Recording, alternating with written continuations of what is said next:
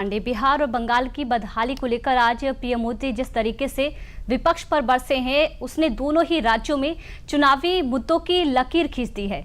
अगले 45 मिनट में हम आपको इस बड़ी खबर के साथ कई और बड़ी खबरें विस्तार से दिखाएंगे। इन खबरों में सीएम योगी का वो बयान भी है जो मजहब के नाम पर सियासत करने वाले नेताओं को आईना दिखाने वाला है। छत्तीसगढ़ के पूर्व सीएम भूपेश बघेल के बेटे को क्यों गिरफ्तार किया गया, खबर ये भी है। खबर आतंकवाद पर भारत की बड़ी जीत की भी है। लेकिन आज न्यूज 360 की शुरुआत करेंगे पीएम मोदी के बिहार दौरे से। देखिए रिपोर्ट। पश्चिमी भारत में मुंबई है, वैसे ही पूरब में मोतीहारी का नाम हो। जैसे अवसर गुरुग्राम में है, वैसे ही अवसर गया जी में भी बने। पुणे की तरह पटना भी, वहां भी औद्योगिक विकास हो। ये सिर्फ एक बयान नहीं बल्कि बिहार की पहचान बदलने वाला पीएम मोदी का वो फरमान है जो सियासत से नहीं बल्कि सोच से जुड़ा हुआ है। ऐसी सोच जो भविष्य के बिहार को बेंगलुरु जैसे शहर के बराबर खड़ा रखने का मादा रखती है। बिहार के युवाओं के लिए बिहार में ही रोजगार होगा, सूरत की तरह विकास होगा और जयपुर की तरह टूरिज्म होगा।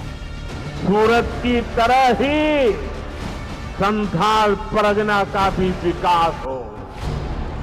जयपुर की तरह जयपालगुड़ी, जलपाईगुड़ी और जाजपुर में भी टूरिज्म के नए रिकॉर्ड बने। बेंगलुरु की तरह वीरभूम के लोग भी आगे बढ़े।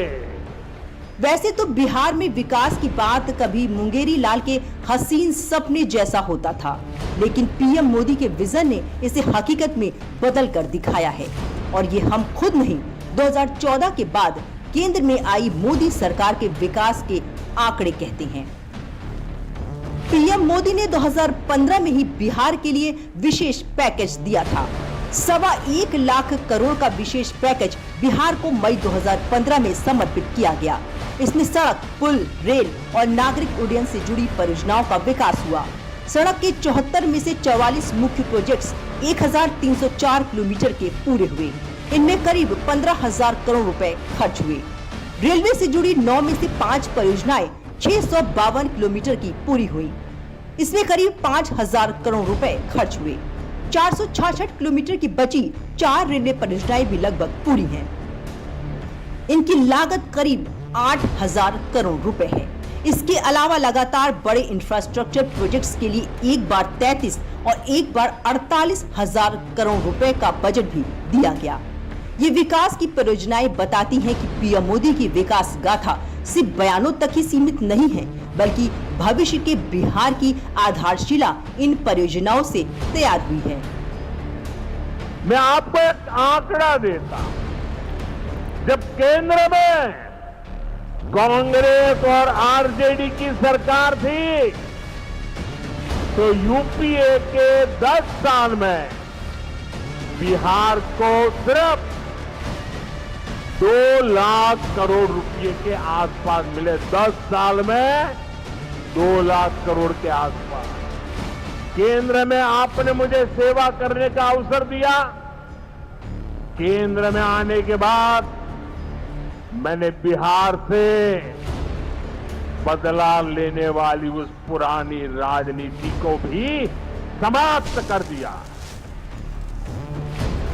पिछले 10 साल में, एनडीए के 10 वर्षों में बिहार के विकास के लिए जो राशि दी गई है, वो पहले से कितना गुना ज्यादा है, उसका आंकड़ा अभी हमारे सम्राट चौधरी जी बता रहे थे। इतने लाख करोड़ रुपए दिए गए हैं। अब अगर पीएम मोदी के इन आरोपों को आंकड़ों के तराजू पर तौलें तो फर्क भी नजर आता है। यूपीए के शासन में पूंजीगत खर्च 2004 से 2014 तक 1.09 लाख करोड़ से 1.88 लाख करोड़ तक पहुंचा था, जबकि एनडीए की सरकार यही पूंजीगत खर्च 1.88 लाख करोड़ से बढ़कर 10.01 करोड़ पहुंच चुका है।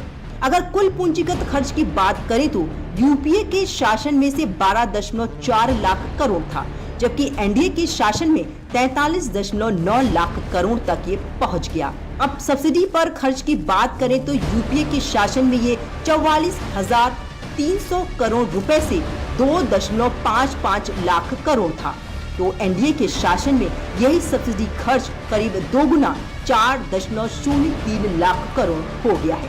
इसकी कुल अनुमानित राशि की बात करें तो जहां एनडीए के शासन में ये 13.96 लाख करोड़ था, तो एनडीए के शासन में ये 36.9 लाख करोड़ तक पहुंच गया। ये सिर्फ आंकड़े नहीं बल्कि बिहार को बदहाली से निकालने वाले खर्च हैं, जो आज तक के इतिहास में बिहार के लिए कभी नहीं हुए थे।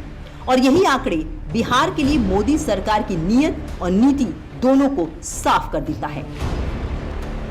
कांग्रेस और आरजेडी के मुकाबले कई गुना ज्यादा पैसा बिहार को हमारी सरकार ने दिया है। ये पैसा बिहार में जन कल्याण के काम आ रहा है। ये पैसा विकास परियोजनाओं में काम आ रहा है।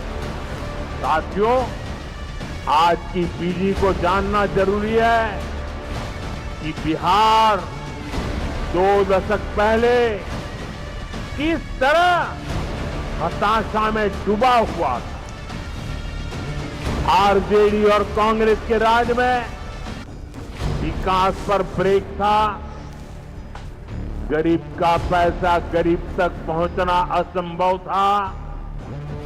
जो शासन में थे उनमें बस यही सोच थी कि कैसे गरीब के हक का पैसा लूं। इस साल बिहार के दौरे पर पीएम मोदी ये छठी बार पहुंचे थे, जहां पहले के दौरों में पीएम मोदी मधुबनी, भागलपुर और पटना जैसी जगहों पर गए, तो इस बार पीएम मोदी पूर्वी चंपारण के मोतिहारी में थे। और जैसे कि अपने पहले के दौरों में पीएम मोदी ने बिहार को सौगातों की बौछार कर दी थी, तो इस बार सौगातों का पिटारा पिछले दौरों से भी बड़ा था। पीएम मोदी ने करीब 7200 करोड़ रुपए से ज्यादा की परियोजनाओं की शुरुआत की। इनमें पूर्वी चंपारण के लिए 700 करोड़ रुपए की योजनाएं शामिल, सड़क और परिवहन मंत्रालय के लिए 1173 करोड़ की परियोजनाएं, इलेक्ट्रॉनिक और सूचना मंत्रालय के लिए 63 करोड़ की परियोजनाएं, रेलवे की 5398 करोड़ की परियोजनाओं का शिलान्यास और उद्घाटन किया। देश के लिए 4 अमृत भारत ट्रेन को हरी झंडी दिखाई।